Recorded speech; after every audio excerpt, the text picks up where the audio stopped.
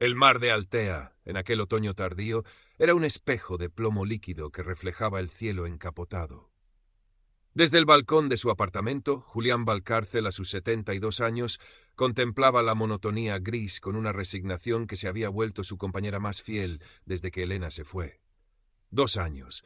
2 años de silencios donde antes bullía la conversación, de rutinas meticulosas para llenar horas que se estiraban como un chicle amargo. Los libros, sus viejos amigos, se apilaban en las mesas, pero hasta sus páginas parecían haber perdido el consuelo. Su pelo, antes de un castaño intenso, ahora era una nieve rala que peinaba con esmero, un vano intento de aferrarse a una pulcritud que sentía desmoronarse por dentro. Un día, mientras navegaba con torpeza por Internet, un territorio que exploraba con la cautela de un anciano en un campo de minas, un artículo sobre Alma Libre, una red social para personas con inquietudes culturales y deseos de conectar, captó su atención. La palabra alma resonó en su vacío. Con una mezcla de escepticismo y una secreta, casi vergonzosa esperanza, se registró. Creó un perfil escueto. Julián Valcárcel, profesor de literatura jubilado, aficionado a Borges y a la música clásica.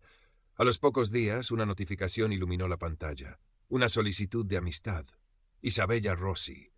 La foto de perfil mostraba a una mujer de sonrisa enigmática, el cabello oscuro recogido con elegancia, ante un fondo que parecía ser la Galería Uffizi en Florencia. Su descripción rezaba: amante del Renacimiento, exploradora de la belleza en todas sus formas, residiendo entre Florencia y el mundo. Julián sintió un cosquilleo, una curiosidad que no experimentaba desde hacía tiempo. Aceptó. El primer mensaje de Isabela llegó casi de inmediato. Estimado Julián, he leído con sumo interés su comentario sobre la infinitud en Borges, en el foro de Alma Libre. Pocas personas captan esa esencia con tanta lucidez. Sería un placer conversar con usted. Julián releyó el mensaje varias veces.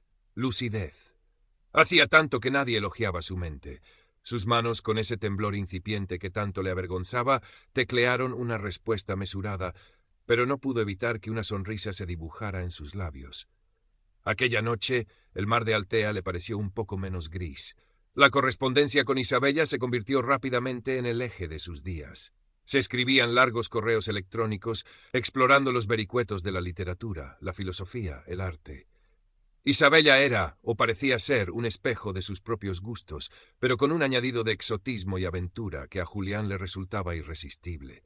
Ella hablaba de subastas de arte en Christie's, de manuscritos olvidados en bibliotecas florentinas, de la luz de la Toscana al atardecer.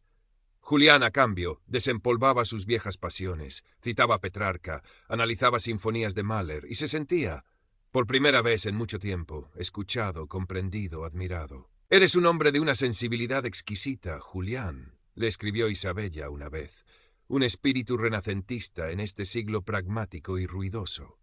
Él guardó esa frase en un rincón especial de su memoria. Pronto, Isabella comenzó a compartir detalles más íntimos.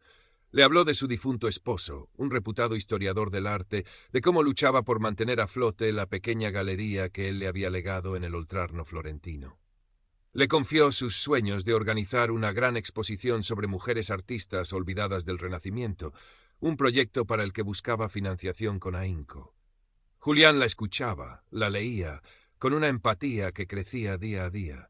Se sentía partícipe de algo importante, de una vida vibrante que contrastaba con su propia existencia menguante. No tardaron en llegar las videollamadas, aunque la imagen de Isabella siempre era defectuosa. «Querido, esta conexión es terrible. Apenas te veo», decía ella, su voz cálida y con un ligero acento italiano que a Julián le parecía encantador. «Mi portátil es algo antiguo y aquí en la galería la señal va y viene». Él apenas distinguía una silueta, unos ojos brillantes en la penumbra, pero su voz era suficiente. Le hablaba de sus días, de sus desafíos, y siempre, siempre volvía a su inteligencia, a su cultura, a lo mucho que valoraba sus opiniones. Un martes por la mañana llegó un correo con el asunto «Pequeño contratiempo, mi querido Julián». Isabella, con un tono de profunda vergüenza, le explicaba que unos documentos cruciales para la importación de una obra de arte destinada a un coleccionista americano estaban retenidos en la aduana suiza. Necesitaba pagar unas tasas imprevistas, unos 1.500 euros, para liberarlos. «Es una nimiedad comparado con el valor de la pieza, Julián, y el cliente ya ha adelantado una suma importante». Pero justo ahora, con un pago de la galería que se ha retrasado, me encuentro en un aprieto terrible. Te lo devolvería en una semana, máximo 10 días, en cuanto se cierre la venta. Me siento tan abochornada por tener que pedirte esto. Julián sintió un vuelco en el estómago. Su primer instinto fue de cautela. Era dinero, pero luego releyó las palabras de Isabella. Vergüenza, aprieto terrible. Pensó en su cultura, en su supuesta posición. ¿Cómo una mujer así podría mentir por una cantidad que para ella debía ser insignificante? Se imaginó su angustia y, sobre todo, sintió el deseo de ser su caballero andante, su salvador discreto. Al día siguiente, con un nudo en la garganta, Julián acudió a su sucursal del Banco Sabadell en Altea y realizó la transferencia a una cuenta cuyo titular era un nombre desconocido, con un IBAN que Isabella le había asegurado pertenecía a un gestor de confianza en Suiza para agilizar los trámites. «Gracias, mi noble amigo. No sé qué haría sin ti», fue la respuesta de Isabella. Julián se sintió importante. La devolución del dinero, por supuesto, no llegó en 10 días. Isabella adujo complicaciones burocráticas exasperantes, la lentitud de los bancos suizos. Pero sus mensajes seguían siendo tan cálidos, tan llenos de confidencias y planes futuros, que Julián apenas se atrevía a preguntar. Unas semanas después, llegó una nueva crisis. El hermano de Isabella, su único apoyo familiar en Italia, había sufrido un infarto y necesitaba una angioplastia urgente en una clínica privada de Milán, ya que la sanidad pública italiana, según ella, tenía listas de espera inaceptables para un caso tan grave. Esta vez eran 7.000 euros. No recurriría a ti de nuevo, mi querido Julián, si no fuera una cuestión de vida o muerte. Estoy desesperada. En cuanto venda una pequeña acuarela de Morandi que tengo apalabrada, te lo reintegraré todo, lo de antes y esto. Quizás incluso podríamos celebrarlo juntos. ¿Qué te parecería una escapada a la costa amalfitana en primavera? El corazón de Julián se encogió. La enfermedad, la desesperación en la voz de Isabella durante una breve y entrecortada llamada. Apenas puedo hablar, estoy en el hospital con Paolo. Retiró los 7.000 euros de su cuenta de ahorros, aquella que guardaba con celo para imprevistos, para no ser una carga para Sofía. El empleado del banco lo miró con cierta curiosidad, pero Julián desvió la mirada, sintiendo una mezcla de vergüenza y una extraña excitación por su propio secretismo. Las emergencias de Isabella se volvieron una constante en la vida de Julián. Un inversor que se retiraba a última hora del proyecto del libro sobre las artistas renacentistas, con todo el material ya preparado, Julián. Una tragedia, lo que requería una inyección de 15.000 euros para no perder el cuantioso adelanto de una prestigiosa editorial americana. Una oportunidad única de adquirir unos bocetos de Pontormo a un precio irrisorio a través de un contacto discreto que luego podrían revender con enormes beneficios. Sería nuestro pequeño secreto, nuestro nido de ahorros para el futuro, querido. Julián, cada vez más enredado en la telaraña emocional y financiera, seguía enviando dinero. Sus ahorros mermaban a una velocidad alarmante. Había empezado a tener dificultades para dormir, a sentirse ansioso cada vez que sonaba una notificación en su ordenador. Pero la idea de decepcionar a Isabella, de romper ese vínculo que se había vuelto el centro de su existencia, era aún más aterradora.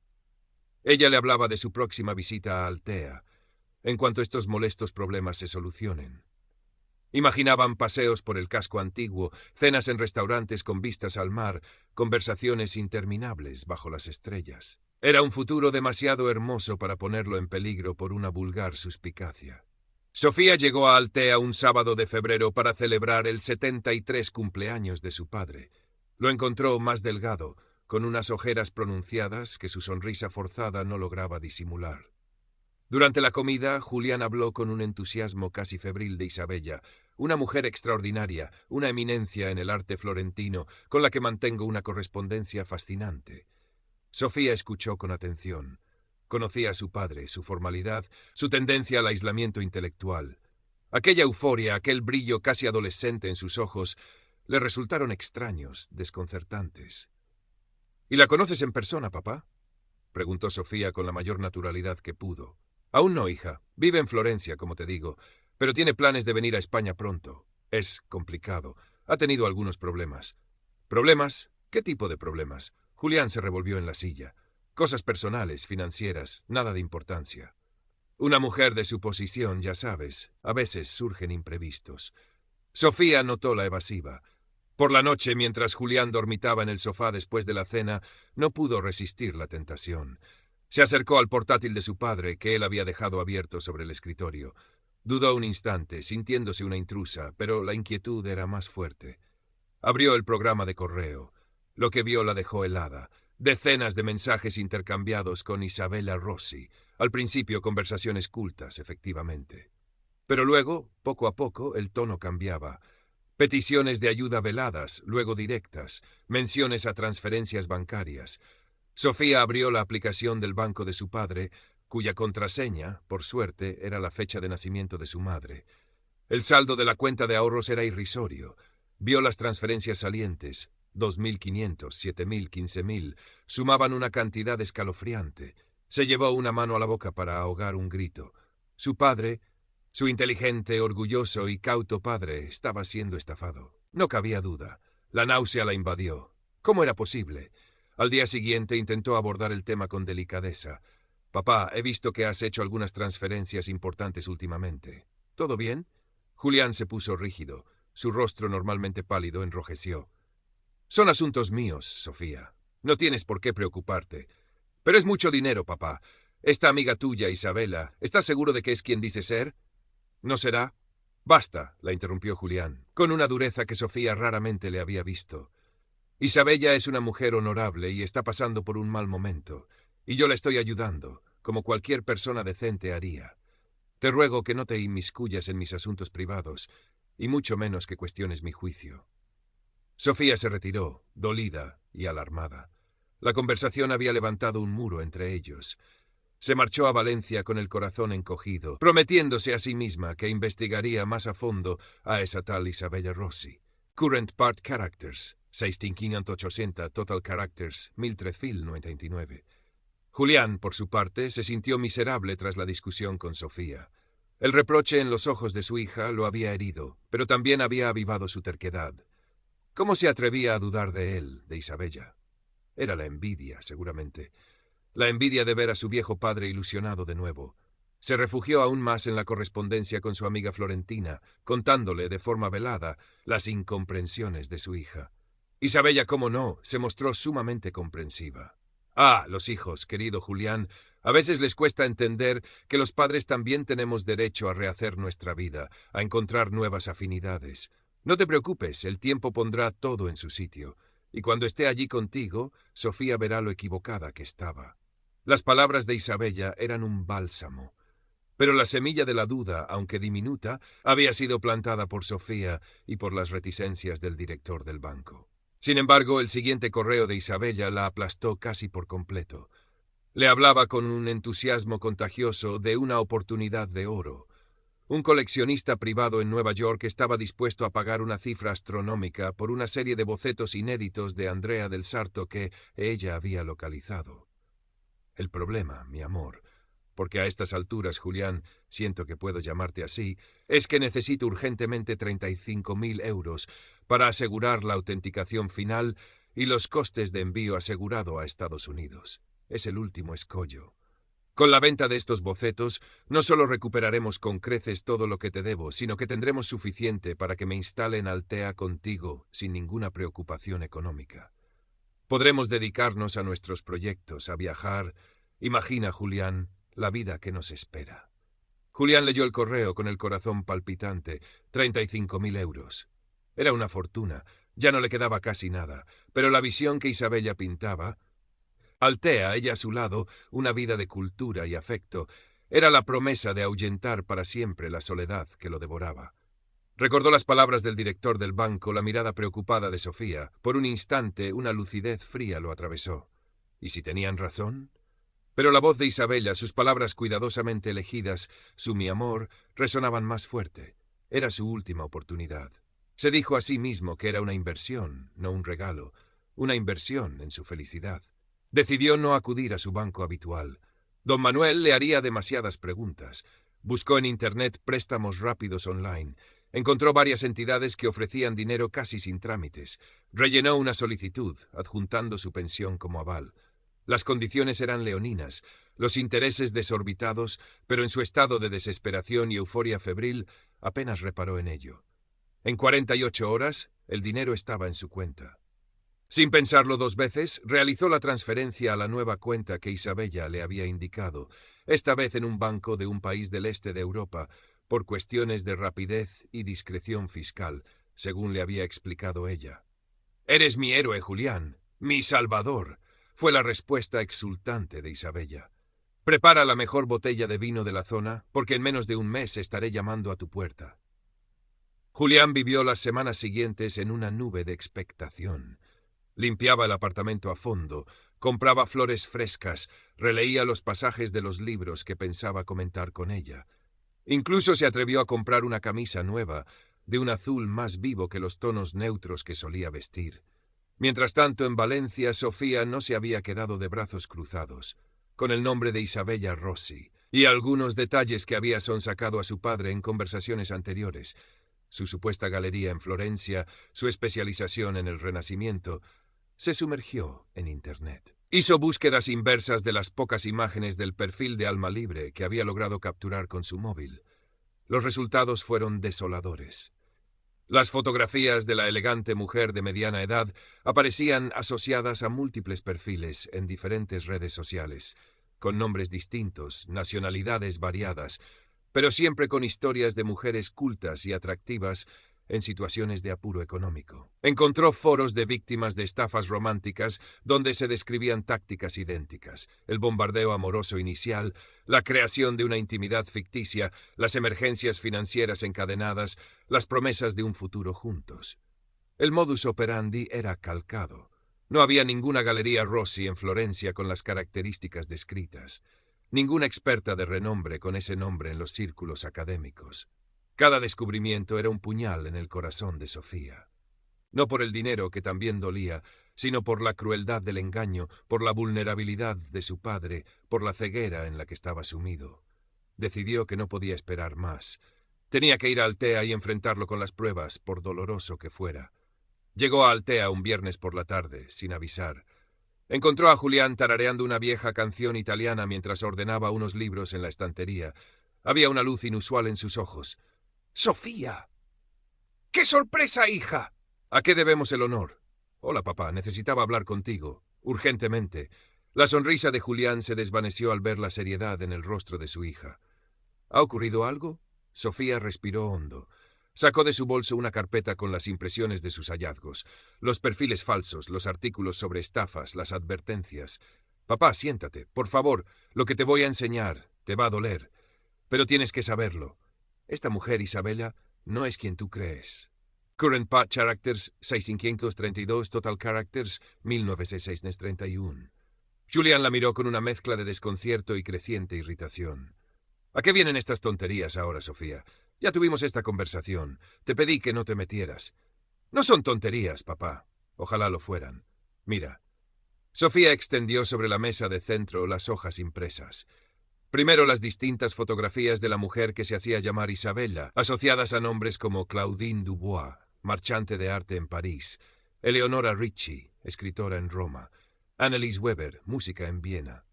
Todas con perfiles similares, todas buscando conexiones intelectuales.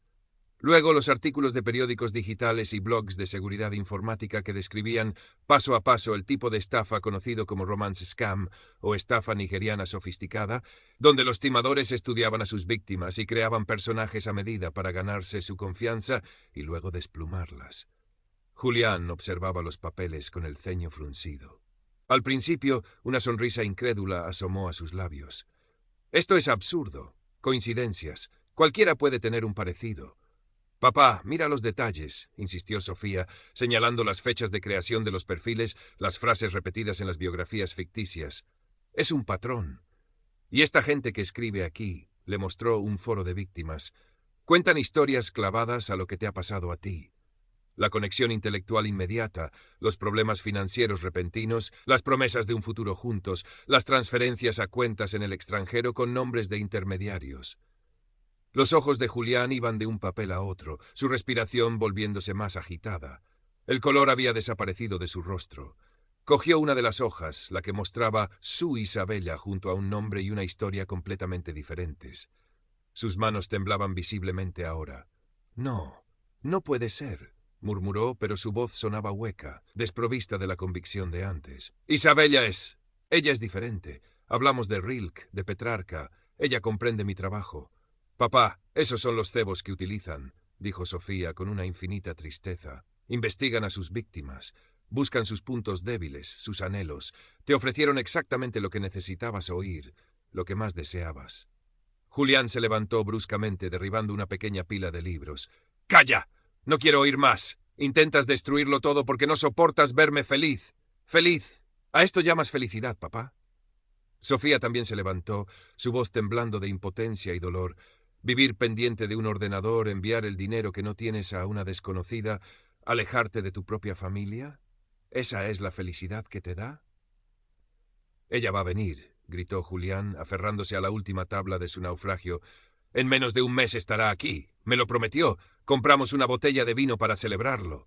Papá, por favor, voy a llamarla, declaró él, con una desesperación febril. Voy a llamarla ahora mismo, y ella te dirá, nos dirá a los dos, que todo esto es una mentira infame. Se abalanzó sobre su portátil, abriendo el programa de correo con dedos torpes. Buscó el último mensaje de Isabella, el que confirmaba su llegada inminente. Hizo clic en responder, tecleando frenéticamente. Isabella, mi amor, mi hija está aquí diciendo cosas terribles, mentiras sobre ti, sobre nosotros. Por favor, contéstame, llámame, aclara esta pesadilla, te necesito. Envió el correo. Luego buscó el número de teléfono que Isabella le había dado para emergencias, un número con prefijo italiano que siempre comunicaba o saltaba a un contestador en un idioma que no entendía. Marcó, comunicaba, volvió a marcar, comunicaba. Abrió la página de Alma Libre. Buscó el perfil de Isabella Rossi. Usuario no encontrado. Intentó de nuevo. Este perfil ha sido eliminado. Una arcada subió por la garganta de Julián. Volvió al correo. Rebotado. Dirección de correo electrónico no encontrada. El castillo de naipes, construido con tanto esmero durante meses, se vino abajo con un estruendo silencioso, sepultándolo bajo sus ruinas. Julián se quedó mirando la pantalla, el cursor parpadeando sobre el mensaje de error. Luego, lentamente, se giró hacia Sofía. En sus ojos ya no había ira, solo un abismo de desolación y una vergüenza tan profunda que a Sofía le partió el alma. «Tenías razón», susurró Julián, y su voz fue apenas un hilo. «Tenías razón». Y entonces, el hombre que había diseccionado las tragedias de Shakespeare con sus alumnos durante décadas, el erudito que se enorgullecía de su intelecto, se cubrió el rostro con las manos y rompió a llorar como un niño perdido. Los días que siguieron fueron un borrón de apatía y dolor para Julián. Apenas comía, no quería salir del apartamento. El mar de Altea, antes su confidente, ahora le parecía una burla, un testigo mudo de su estupidez. Sofía se quedó con él, cancelando sus compromisos en Valencia. Lo escuchaba en silencio cuando él, entre susurros y frases entrecortadas, repasaba los detalles del engaño, intentando comprender cómo había podido ser tan ciego. Cada recuerdo de las palabras de Isabella, de sus promesas, era una nueva punzada. «Me siento tan ridículo, Sofía. Un viejo tonto». «No, papá, no eres tonto. Eres una víctima. Esa gente es profesional, saben lo que hacen. Cualquiera podría haber caído». Pero las palabras de consuelo apenas rozaban la superficie de su herida. Había perdido más de 120.000 euros, casi todos los ahorros de su vida y de Elena, el dinero que había guardado con tanto celo para su vejez, para no depender de nadie. Pero la pérdida económica, con ser grave, no era lo peor. Era la traición a su inteligencia, la humillación de haber sido manipulado de una forma tan burda, aunque sofisticada en su ejecución. Era el derrumbe de la imagen que tenía de sí mismo. Sofía lo acompañó a la comisaría de la Guardia Civil en Altea. El agente que los atendió escuchó el relato con una mezcla de profesionalidad y compasión apenas disimulada. Tomó nota de los detalles, de las cuentas bancarias, de los nombres falsos.